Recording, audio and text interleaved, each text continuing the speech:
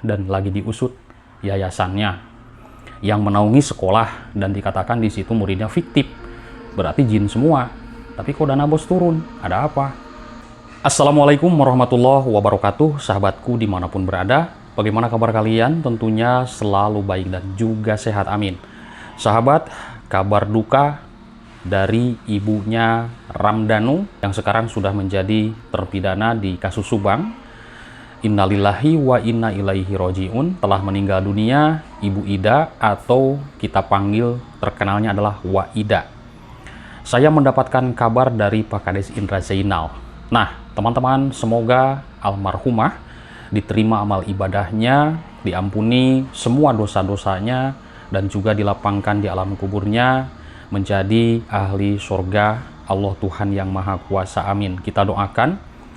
Di dalam kasus Subang ini yang sudah meninggal itu adalah dulu Bapak Edi Soekarno ya, yang kita ingat, lalu dikabarkan Bapak Ajat, lalu dikabarkan Bapak Ujang. Nah, ini kasus belum selesai, sahabatku, namun saksi-saksinya sudah pada meninggalkan dunia ini. Kita doakan saja semoga kedua almarhumah cepat mendapatkan keadilan. Karena saya memantau dan juga melihat sampai saat ini kasus ini masih menggantung, belum juga selesai 100%.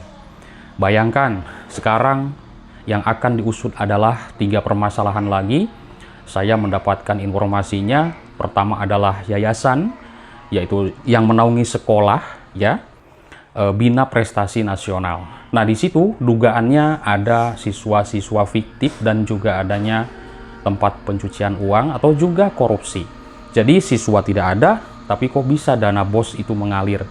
BOS itu kita harus paham. BOS itu adalah bantuan operasional siswa atau sekolah juga ya. Nah, tapi kok kenapa mengalir? Sedangkan menurut fakta persidangan dari mantan kepala sekolah, Bapak Wahyu mengatakan murid-muridnya itu fiktif. Dan itu memang sudah bukan hal, bukan rahasia umum lagi ya. Ini sudah menjadi fakta persidangan. Nah, tentunya teman-teman, kita sangat berharap sekali cepat tuntas, cepat selesai masalah ini. Jangan sampai berlarut-larut sampai 2030 mungkin. Kan seperti itu. Ini kan kasus Subang ini sudah menjadi perhatian masyarakat Indonesia. Bahkan di luar negeri banyak juga yang berkomentar. Ya, seperti itu. Nah, teman-teman, saksi-saksi dalam kasus Subang ini yang sudah meninggalkan kita semuanya, kita doakan positif. Karena mereka sudah berjuang juga memberikan keterangan-keterangan di pihak kepolisian, ya, ada BAP, ada persidangan, memberikan kesaksian-kesaksian seperti itu. Yang pertama meninggal adalah Pak Edi Soekarno waktu itu, ya. Oke, teman-teman, lalu yang kedua, ini ketiga tersangka itu urusannya bagaimana? Kita pasti bertanya-tanya, ya kan? Menurut keterangan JC, mereka adalah terlibat. Tapi sampai saat ini belum juga ada penahanan. Kan kita sebagai warga masyarakat terus bertanya-tanya. Pastilah bertanya-tanya seperti ini. Benar gak keterangan Danu? Salah gak atau bohong gak keterangan Danu? Kan seperti itu. Karena dia seorang justice kolaborator ya. Nah, tentunya di sini yang mempersulit siapa? Ya, adanya obstruction of justice tentunya. Seperti itu. Kalau tidak ada OOJ, tentunya kasus ini tidak akan lama. Ya, teman-teman. Lalu, yang ketiga, permasalahan kasus Subang ini adalah obstruction of justice. Ini semuanya berkaitan. Baik penghilangan barang bukti, baik perusakan tempat kejadian perkara. Sekarang, kasus Subang belum selesai, saksi-saksinya sudah pada meninggalkan kita semuanya. Tapi mungkin kita di sinilah ambil hikmahnya bahwa ternyata kasus Subang ini harus seperti ini.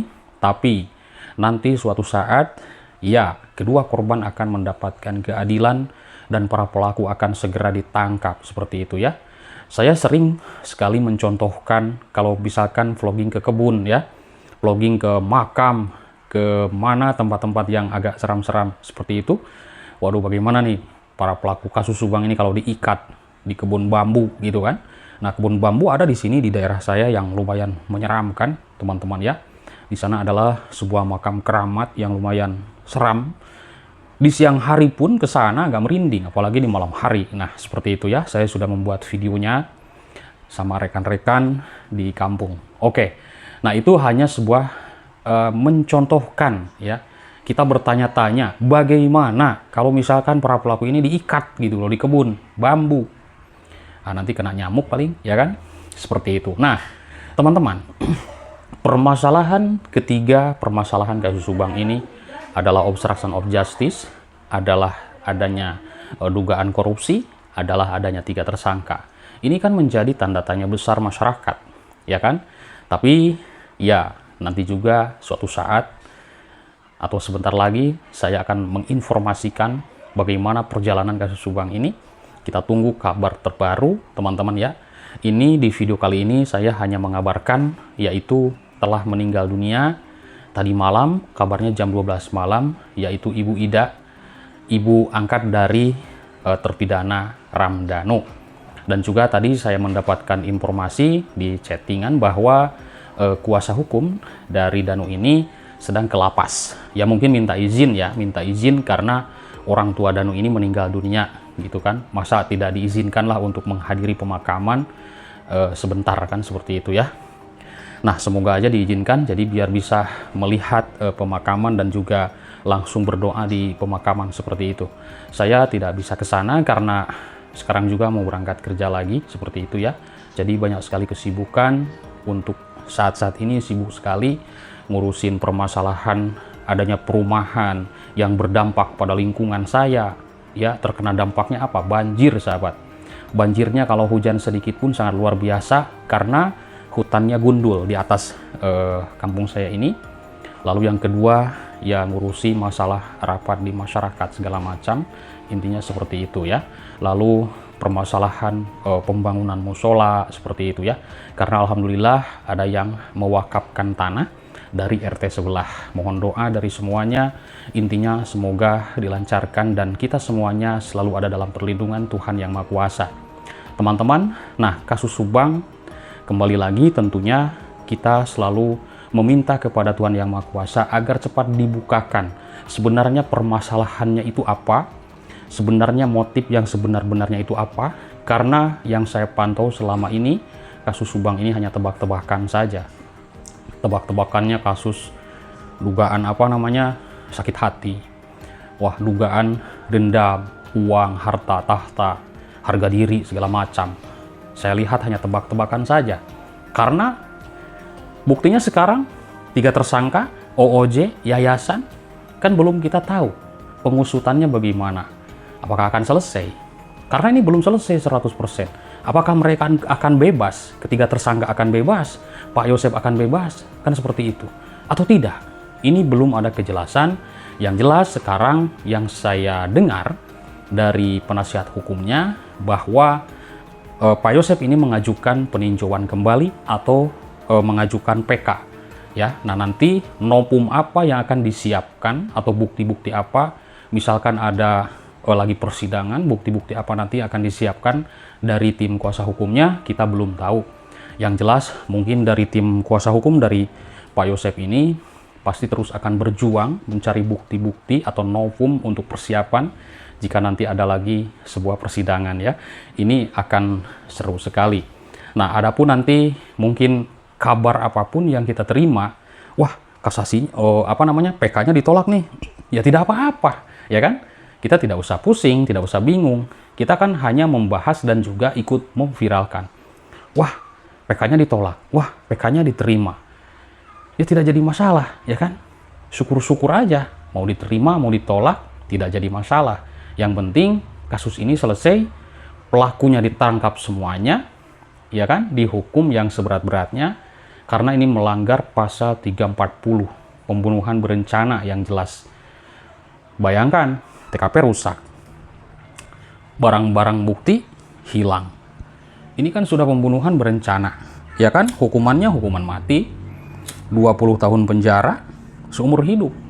Lumayan kan? Nah, Pak Yosep Hidayah diponis 20 tahun penjara kemarin. Danu diponis 4 tahun penjara ya. Nah, lalu ketika tersangka bagaimana? Banyak sekali jutaan masyarakat yang bertanya. Lalu yayasan bagaimana? Banyak sekali masyarakat yang bertanya. Lalu OOJ-nya kenapa? Kok belum ada kabar penangkapan lagi sampai saat ini? Ya kan? Nah, tentunya ini ada obstruction of justice.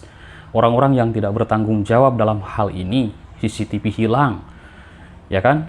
Nah, CCTV pun tidak ada, di persidangan pun tidak diputar. Akhirnya berkecamuk di masyarakat, banyak yang tidak percaya dengan fakta persidangan. Namun, berhubung saya bukan ahli hukum, kalau masalah persidangan, terserah teman-teman mau menyebut persidangan fiktif, mau menyebut persidangan tidak benar, silahkan ya. Terserah penilaian dari teman-teman, dan saya tidak bisa untuk mengatakan itu karena bukan ahli hukum. Seperti itu ya. Yang jelas sekarang sudah ada terpidana, sudah ada tersangka, dan sudah terkuak juga OOJ, dan lagi diusut yayasannya yang menaungi sekolah, dan dikatakan di situ muridnya fiktif.